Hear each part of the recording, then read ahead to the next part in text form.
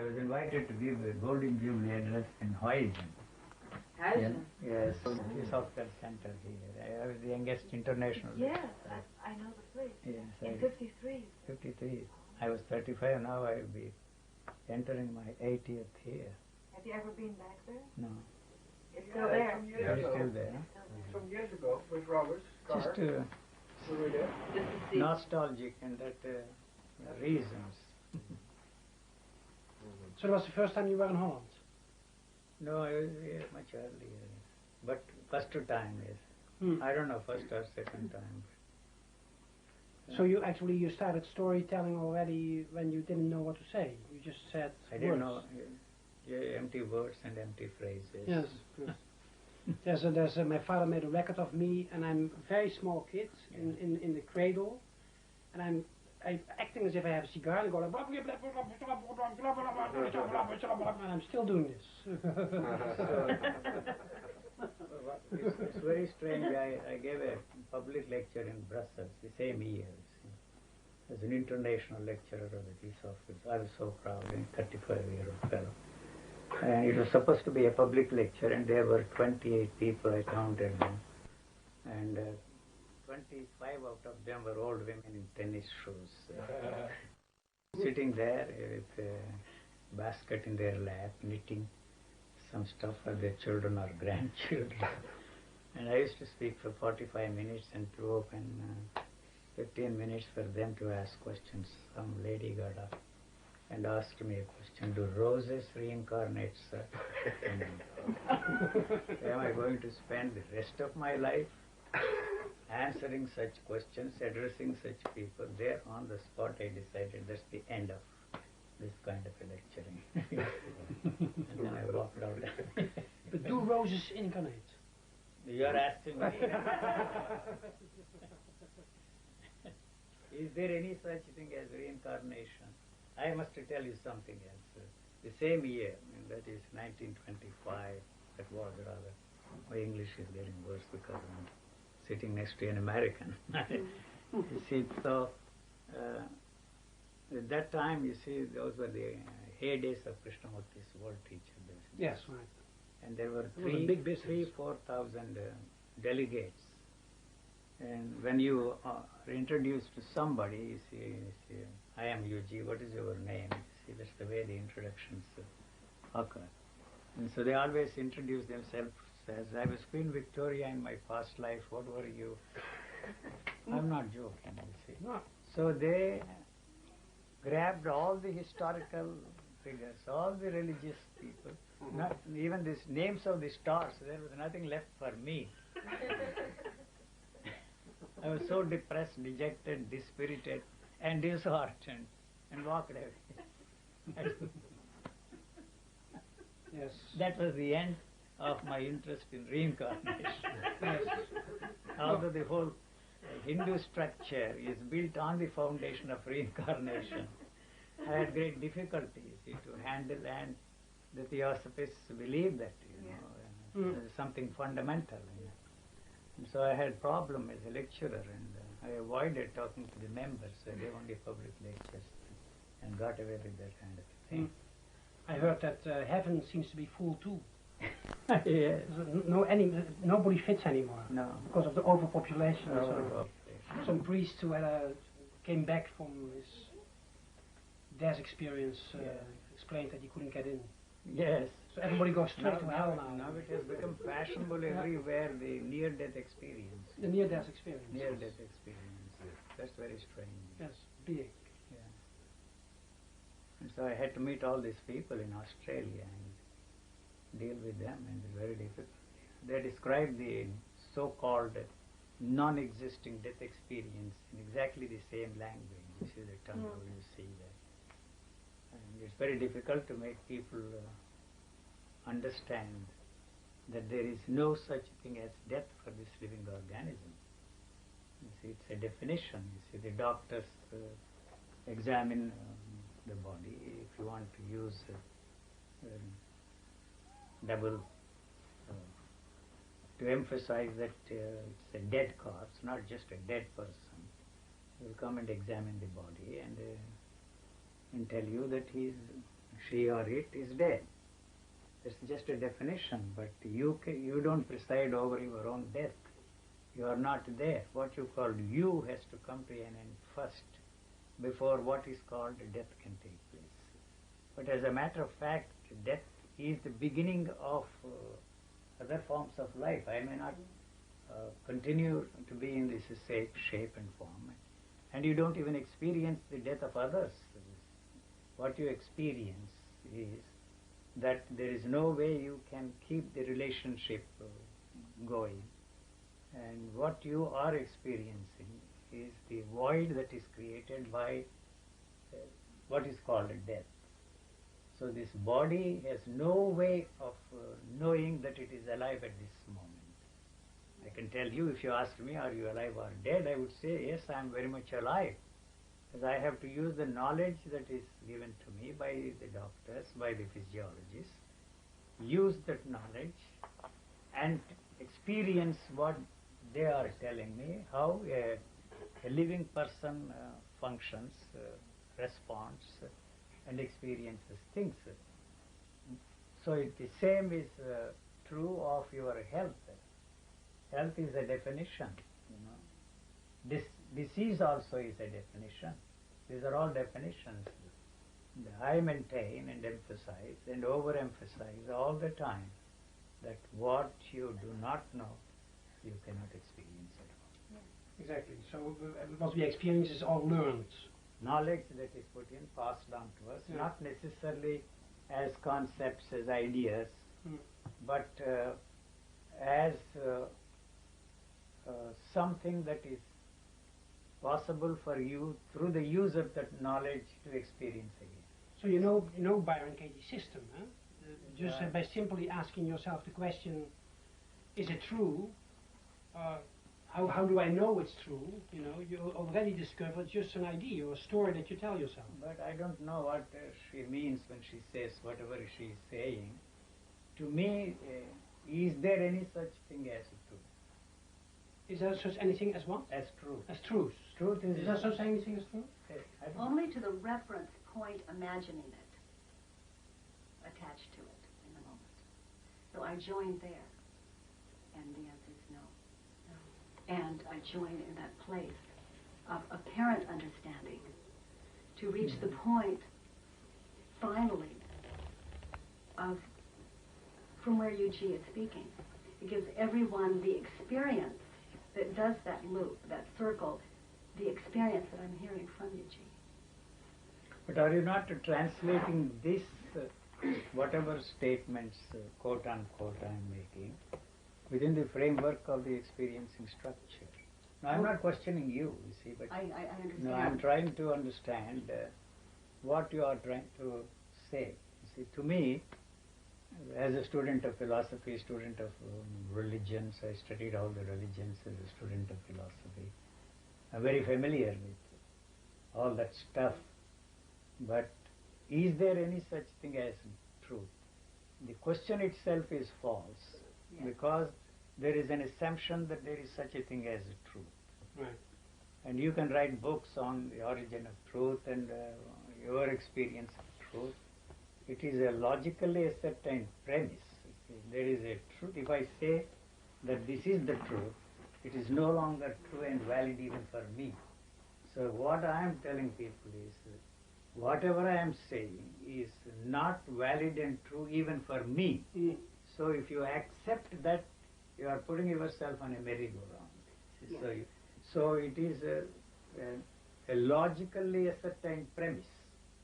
There is such a thing as truth. It is a movement. It is like life. Life itself is a movement. So you cannot capture and contain and give expression to life. No. But what we are dealing with is not life, but living. Living has become a problem. The living is created, this is how you should live, this is the meaning of life, this is the purpose of life. And there we are stuck with these concepts that you have to find out the meaning of life, you have to find out the purpose of life. A living thing never asks those questions. Anything that we want to know is put in there by our culture or by our society. So what is the truth? That question itself is absurd. And it is born out of the assumption that there is such a thing as truth. So if there is any such thing as truth, there is no way you can capture it. See, even what is called beauty, you see, the moment you say that it is beautiful, the sunrise is beautiful, you have already put it in a frame, you know, and otherwise you will never tell yourself that that is a beautiful thing out there. So if you ask for me, say, I see a beautiful girl, is she beautiful or ugly? I wouldn't say she's an ugly duckling. By our definition, you see, passed on to me, I have to call that person but a beautiful person, or it's a beautiful scene. So to me, everything that is born out of thought is a pleasure moment. I'm not condemning anything. See, I'm not condemning pleasure. It's essential activity. Mm-hmm. Anything that is born out of thought is essential activity.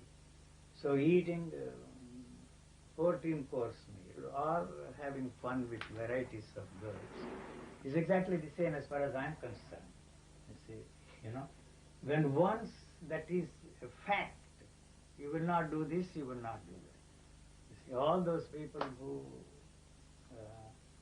practice celibacy, who practice all the virtues and they're in the holy business, they are all very fat people. See, they eat and eat and eat. Yeah. Even Buddha had a big, not the Gandhara sculpture that they created in India, you know, that was Alexander's idea when he invaded India. You see, some Greek artist created that Buddha. But actually and factually, it had a big stomach. You know? So he doesn't need any tables, he can put his computers on that, or even typewriters and type on it, and then you can have your tray, your stomach. I'm very the only thing that makes sense is to tell just stories. Yeah, and see them as stories. But just stories. Then you call me an entertainer. And so if I'm an entertainer, I need to be paid.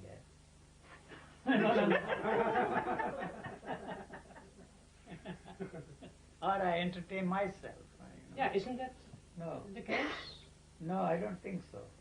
But you have every right to brush this aside and dub that label or force that label on me.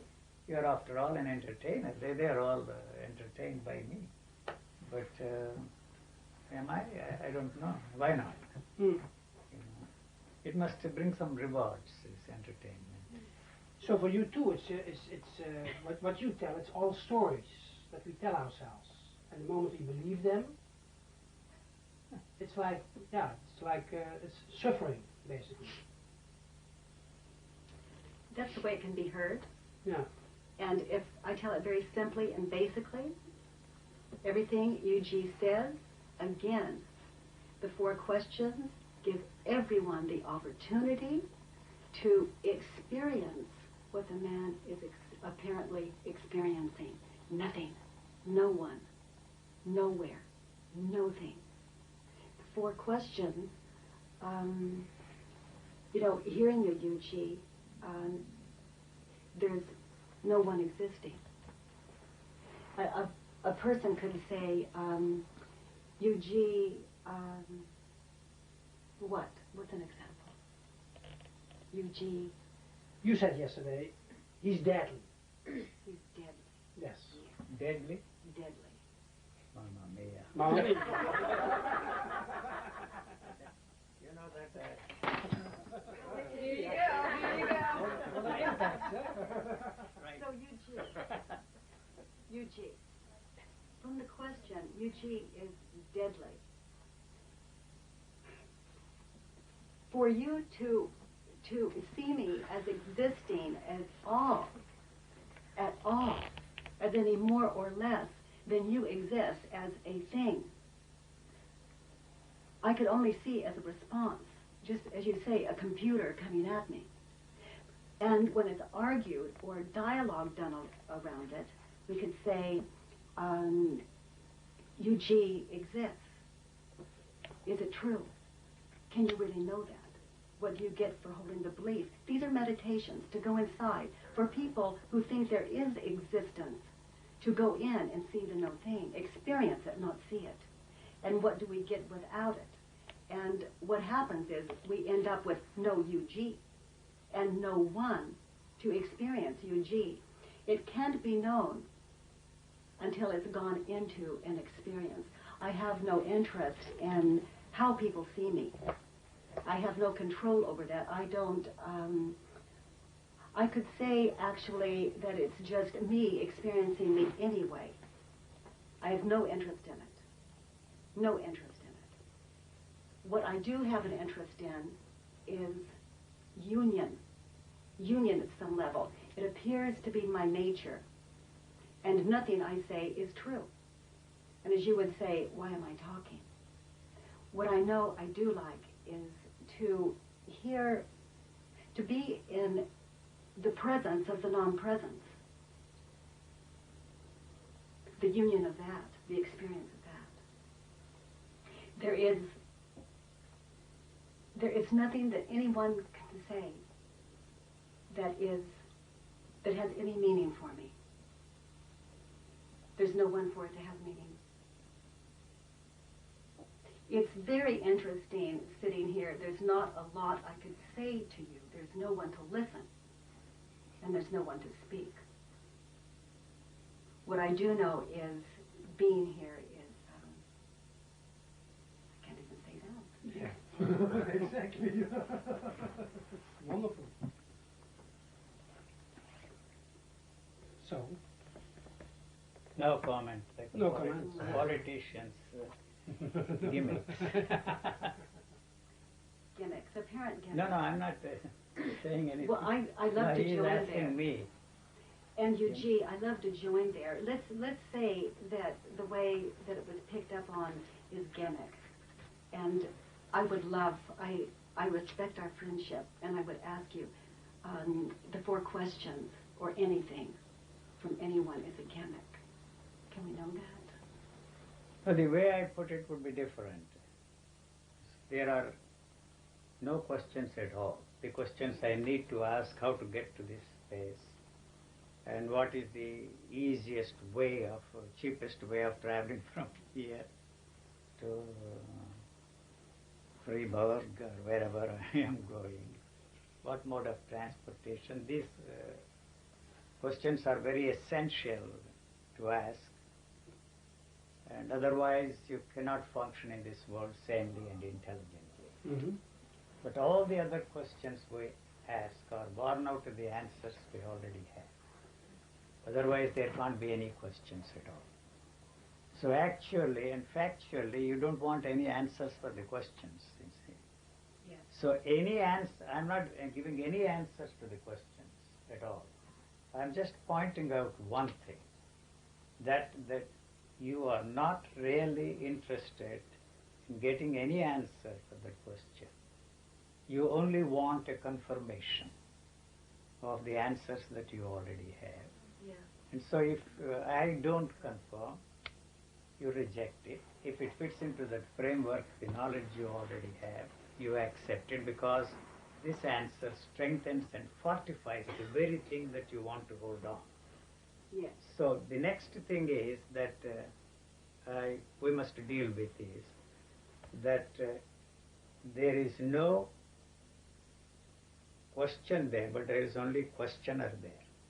See, the question and questioner are one and the same. We think that the questioner is different from the question. So if there is any answer, I don't have any answers for any questions except the questions we need to ask to function in this world. Mm-hmm.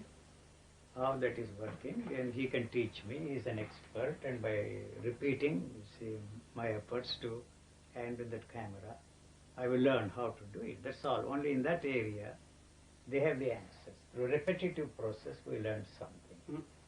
Since there is no questioner there, but there is only one question, I am saying that.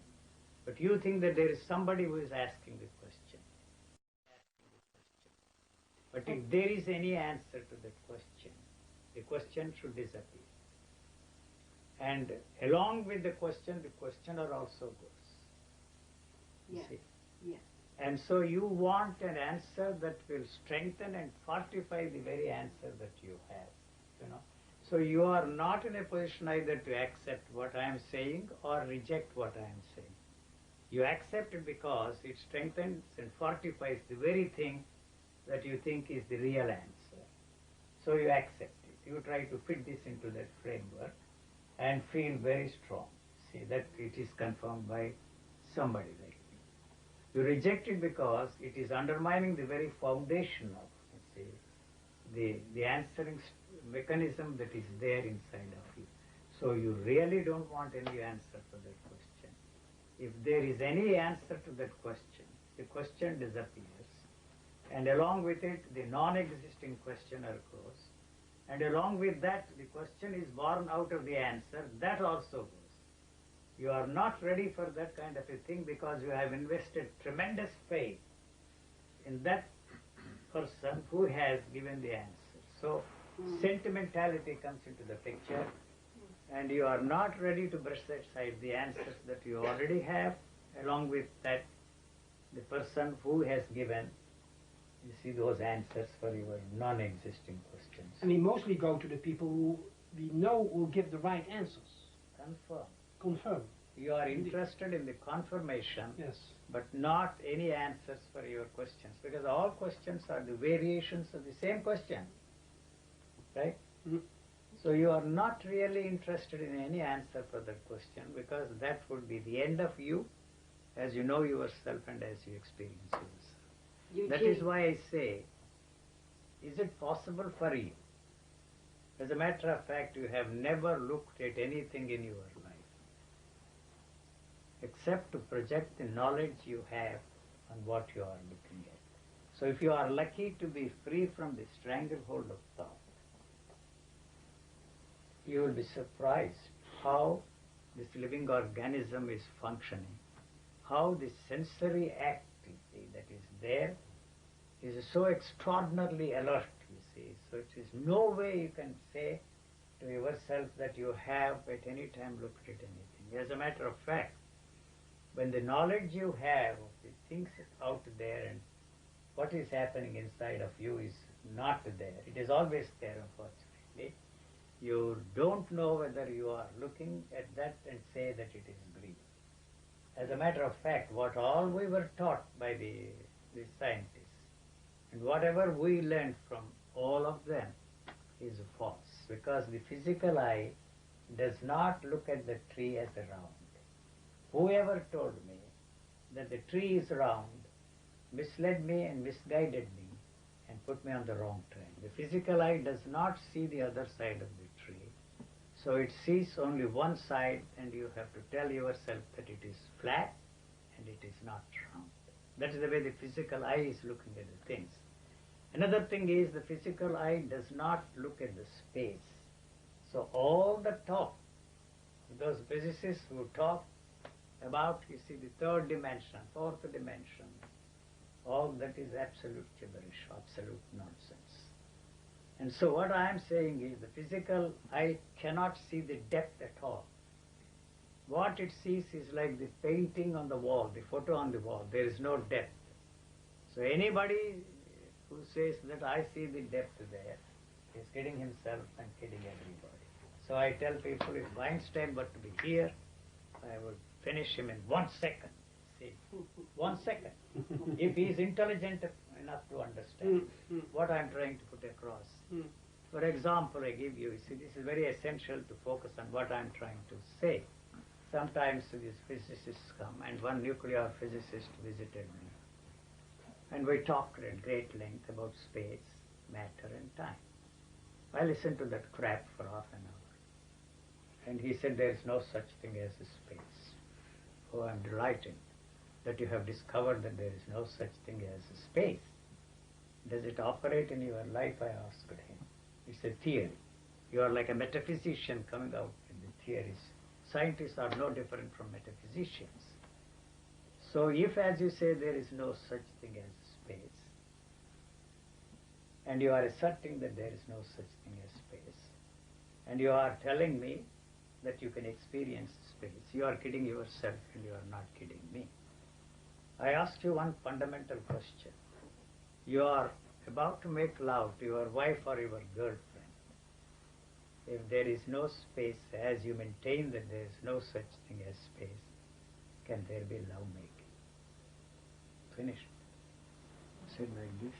Do you know what it means? The whole scientific thinking, we are so proud of collapses. It never occurred to me like that. But what you are saying is true, but I want to believe that you are wrong. What would happen to me? I have to work as a dishwasher somewhere to survive in this world. So all this talk that there is no such thing as matter, there is no such thing as a time, that there is no such thing as a space, and they go one step further and say what is called four-dimensional space-time continuum. It is absolute rubbish. It's as much an aberration as the religious thinking of people. They are not ready to accept that. Unfortunately, they have become the handmaids of the state, just the way the religion was the handmaid of the state. And the state used them as instrument of power. It's the same everywhere. If the state had not used them and see as an instrument of power, Buddhism would have remained a small cult, Christianity would have remained a small cult. They became the instruments of power. In exactly the same way, those people who are coming out with all kinds of theories, you know, they are only interested in prestigious awards and Nobel Prizes. That's all. They come up with one theory today, And another grants. fellow comes along with another theory, and there is order in the universe. Fine, I'm delighted that there is order in the universe. He gets one Nobel Prize. Another joker comes along and says there is only chaos. He gets a Nobel Prize. And a third chappie comes along and says, I see both chaos and order in the same frame. You will get another Nobel Prize. What is the actual situation? Is there chaos or is there an order? Why the hell am I interested that there is order or chaos in this universe? I'm only interested in making a living, where my next meal will come from, who will provide me a shelter over my head here. That's all. These are the basic things I am interested in. But as far as this living organism is concerned, it is not interested in any of the ideations, any of these mentations that they are.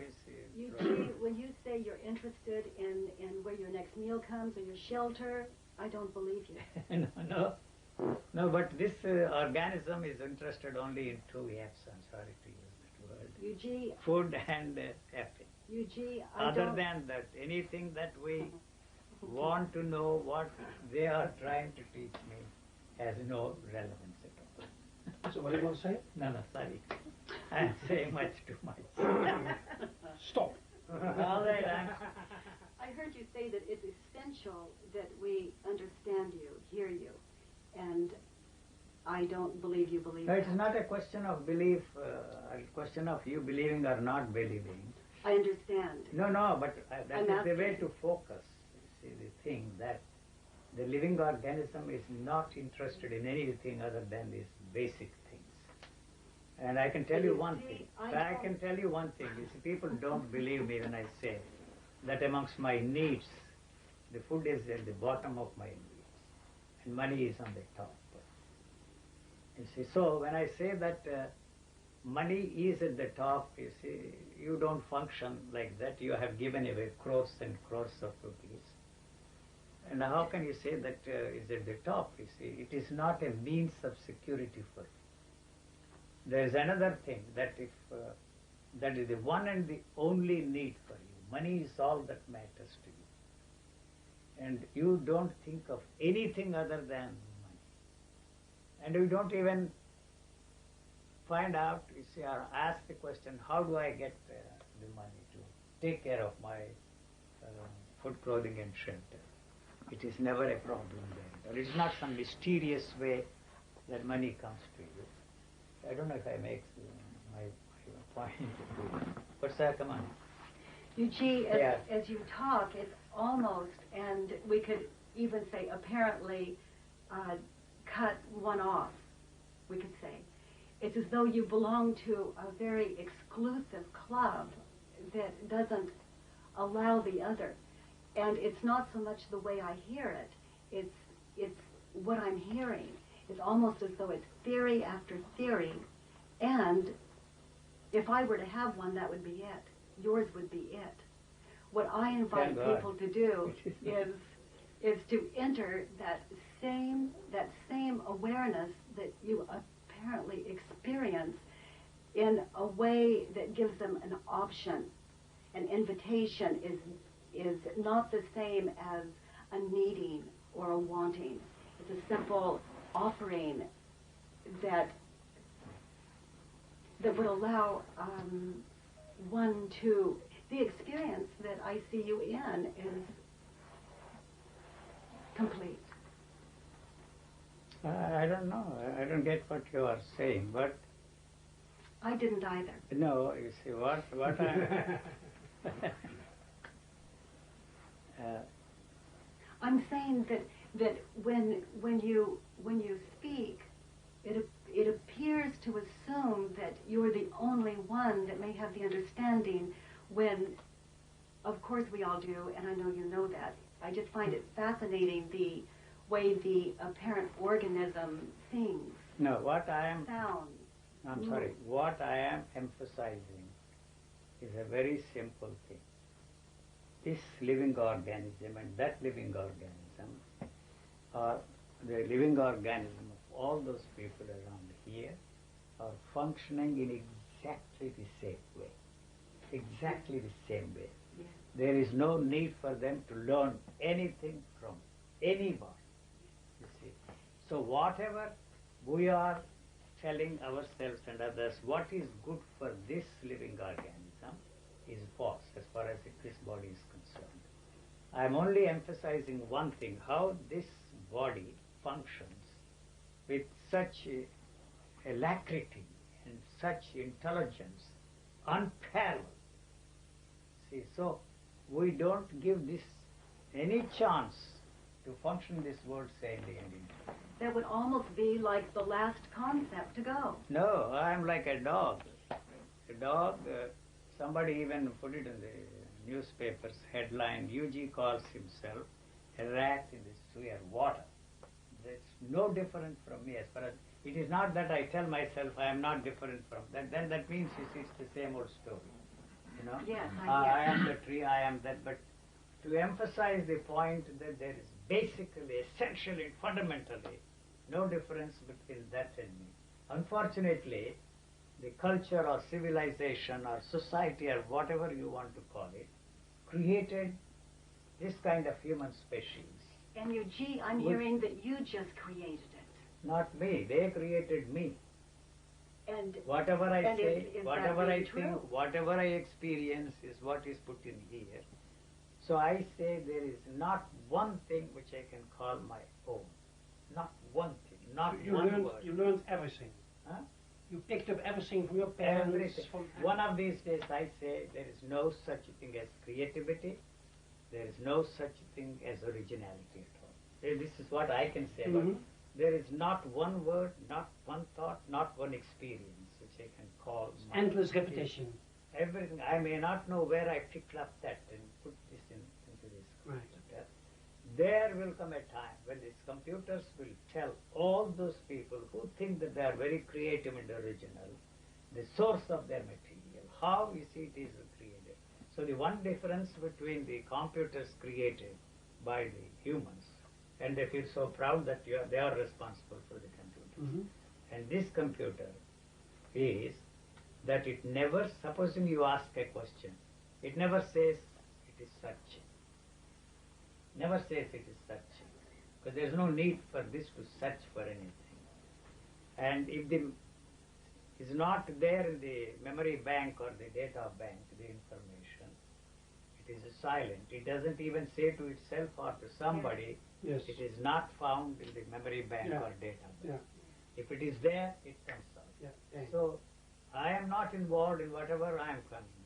That is why I tell my friend who is now one of the top movie directors, Mr. Mahesh Bhatt, the author of my so-called biography, don't quote the source, you are original. So the moment you quote the source, you are giving importance. That's the reason why I say that intellectual property rights, it's like grabbing this property and calling it mine. we are not honest, decent, and decorous enough to admit that there is nothing which is original here. Everything is taken from outside. Yeah.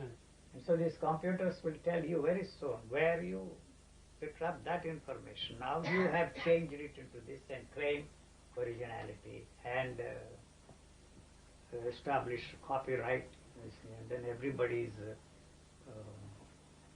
demanding, every nation must assign, that intellectual property rights. So when we are born, you can say, we don't think. You see, anything I say about how I was like when I was born Mm-hmm. is a speculation Sure. on my part. There is Sure. no way I can look back and tell myself I was functioning like that. So that is why I sometimes say these very absurd things. Once somebody interviewed me there in London, TV, Asia TV or something. I said all mothers are monsters. Mm-hmm. And my interviewer said, I have 4 children. How can you say that I'm a monster? And I said, if you don't like that, if it pleases you, let me add one thing more. Children are no angels. So what about husbands? And she said, they don't count at all. And that created a very awkward situation for me.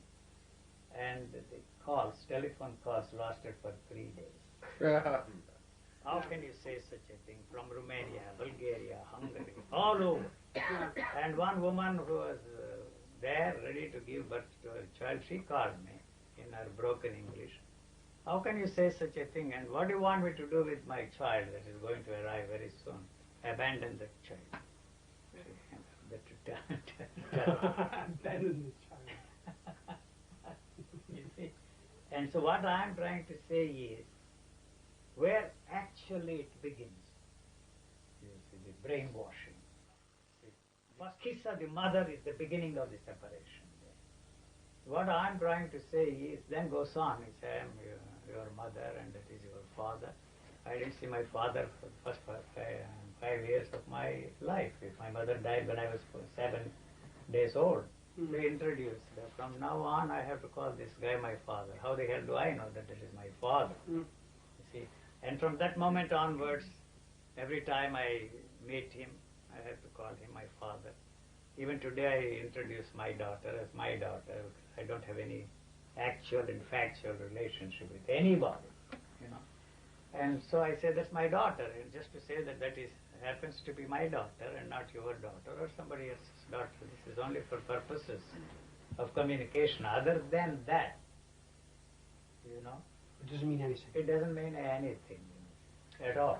Yuji, my experience with first existence, is it's interesting to hear you. And as you were speaking, my experience was not when Mother kissed me for the first time, but when I attached to that. When I put meaning to it, not 1 second Not prior. you, the child. I'm talking about the child. I as the child. I don't know how, I can't say anything about how I was like as a child, but this is what I observed, you see. Yuji, Mother I does not learned, give me I tell anything. you, I learned more from my own son, whom I looked after for 2 years, from a few minutes after he was born until he was 2 years. I can tell you I have learned more from him than from all the spiritual and secular teachers put together in this world. Whatever I say is not what I have learned from them, say the teachers, but what I observed. My very observation, of course, is colored by my upbringing, by my culture. Your ideas, yeah. So there is no way you can look at anything without projecting your ideations and mentations on that. Yeah. You see, now the scientists are also telling. We're saying the same thing. Can you hear it? I don't even hear what I'm saying. Yeah. That's my problem. What I like is when the first sounds that a human being makes, more, and mothers immediately say, that's me. They claim it immediately, Anyway, no, after a while, you see, nobody has come up with any idea of how to educate children No. without destroying the native intelligence and innocence they are born with. It's very difficult. Nobody has come up with any idea. And it is not possible because they themselves want to be accepted by And we are living in this world. This is a reality. And so they have to fit into this framework, however ridiculous the framework may Yes. be. So if we try to educate them in any other way other than this way, we get into trouble, they get into Yes, trouble. They big all trouble. become misfits in this Yes. structure. You see, the problem here is I am not in conflict with the society at all. I am not in conflict with the value system created by our culture. And I use the word culture, I only mean that it is a way of life and a way of thinking. Nothing else. I'm not talking of any other culture. And you can exchange that way for a million other ways. Million other things. Yeah. It's all part of that. Yeah. So what I'm saying is that there is no way you can function, survive intelligently in this world without accepting the fact that value system, however rotten it may be, I have to fit into that value system. Why am I educated? Why do I go to this university? Why do I have to acquire a tool? And I'm not hearing that you fit into to the system. I am part of this. I cannot separate myself. I cannot think of any other system, but I am not in conflict with that system. I hear that. Why people are in conflict? You see, the mad people, for example, I have known lots of them. And they have given up. They don't want to be part of that value system. And we force them. Isn't it a... There's no, the line of demarcation between me and Maddie is very thin. They don't want to fit themselves into that value system. I am not in conflict with that value system. There's nothing wrong with this value system. So what I am saying is that value system is created by our society or by our teachers as a model for everybody. And we are forced to fit into that. And that value system is modeled after the so-called spiritual teachers. You see, you have to be like those fellows, you know. That is the model for you. And you have to be like that. And so you have got to fit into this model. And this is created, that as we say, model. And this value system prepares you to be that one. Even So- the speaking of it almost assumes that that's your value system, and I can't hear that it is. No, I don't have any value system. I am not in Yeah. conflict with that system at all. But I Yeah. don't accept the great spiritual teachers as a model for me. They are all thrown out of my system. You see, so I have no problem there. See, I can function in this world without any problems. And why? People are suffering because they don't want to put themselves into that value system. And the situation we find ourselves in forces us to accept that and be part of that value system. That is why there is a suffering, that is why there is misery, that is why they have all these problems. You know? Our semantics are fascinating. Hmm? Our semantics are fascinating. I don't know. So, semantics? The way, the meaning of the same thing said so many different ways. That's the only thing that we can do to emphasize some things. See, Yes. there is no question of trying to communicate anything to anyone. Yes. It's not just possible. I was saying a while ago before you came. It's not a The possibility. conversation between two persons, whether it is between the mother and the child, or you see the husband and wife, boyfriend and girlfriend, your boss, your servants, your colleagues, your boss, is only for one purpose, and that is to make them do the things exactly the way you want them to do. Otherwise, there is no need for any conversation at all. You know? So forget about communication. There is no way you can communicate anything during the course of these conversations. So, but People, we come to a point where that fellow says that your point of view. Fine, that is my point of view. What about yours, buddy? But I have one last question Yeah. because we have 5 minutes left. Good. So We stay. have talked for 1 hour. No, we can talk on, but I have one last question. I can sit here and talk for 24 hours. I know. But But if we talk, let's say we talk for 24 hours, then I after it's over, what's left over is perhaps not the words, No, but you're paying with there's a paying vocal cords. and a feeling. No feeling, only No feeling? vocal cords, and then you will have some sore throat or something like that. And nothing has happened. Huh? And nothing has happened. Listen, one thing, you don't seem to understand. This is only 5 minutes. You see, the memory, thought, consciousness, it is noise. Forget about the subconscious, unconscious, all that rubbish they talk about. So you have to, even when you are talking to yourself, you have to produce these sounds. Sounds. So what memory is, nobody knows. Whatever these brain psychologists and brain physiologists and all these people are talking about, the neurons and all that, we just forget it. You have to make that noise within yourself, whether you speak aloud or to yourself. And so actually it is not here. The memory is not here. Every cell has a memory of its own. Yes. You see, it has to cooperate with the cell that is next to it, because the survival of this cell depends upon the survival of the cell next to it. This is a living organism functioning that way. So you have to make noise inside of you, and you want to suppress that sound by repeating something else, and then listening to the music, higher and higher decibels of noise you have to produce to suppress this sound that is a part of your living organism. Eugene, yes, I would ask you Yes. what you get from holding on to that whole theory, and if I believed you had the theory at all, which I No. don't. No, I am talking about the theories of others, not mine. Ah, What they have I been didn't telling, hear that part. There what was they so much have been passion. telling me for centuries, they are not valid and true here. That's all that I'm saying. So I rejected them all. You see, then I didn't find anything in its place, nothing new. I don't even know who the hell am I. See, when somebody said that, ask that fundamental question, who am I? Go into that, the nature of your real I found only one I, and that was the first person singular pronoun. That's all.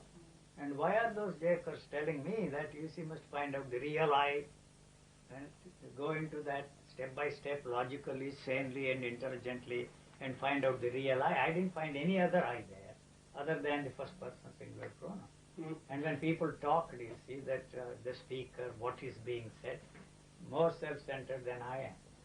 I visited a Swami when I was young and stupid. I am still a stupid. Eugene, if there was someone to talk to here, I would say it is very fine to be with you again. You are mistaken. So, you said a while ago I am deadly. that made a big impact. For sure. Well, that was just a hopeful statement. Nice Okay, meeting. we have been talking with Byron Katie, who met Eugene in Palm Springs, Yes, where you're living for part of the time. yes. You travel all over the world, Yes. so do you. And you're basically telling the same story, that it's all stories. If, Just that, Why isn't should it? I deny that privilege of putting things that way? Because you do.